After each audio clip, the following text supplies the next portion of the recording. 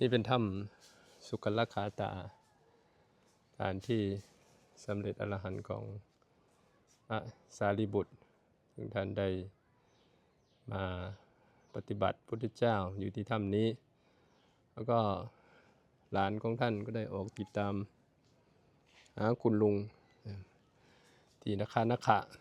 ได้มาเห็นคุณลุงได้ไปบวชในสำนักของอาจารย์ชั้นชัยแล้วก็ได้มาบวชในสำนักของพุทธเจ้าก็จึงไม่พอใจในการที่คุณลุงได้มาบวชแล้วก็ติดตามมาถึงที่ถ้ำสุกลคาตาพระองค์ก็ได้แสดงเวทนาปริกหสูตรพูดถึงเรื่องของสุขเวทนาทุกขเวทนาและไม่สุขไม่ทุกข์จะทำยังไงจะทำให้จิตนั้นเหนือสุขเหนือทุกข์ให้ได้จะทำให้สารีบุตรพอได้ฟังธรรมก็ได้สำเร็จเป็นพระอรหันต์ที่ถ้ำสุกลคาตาแห่งนี้นั้นก็ถือว่าเป็นถ้ำคางหมูเป็นที่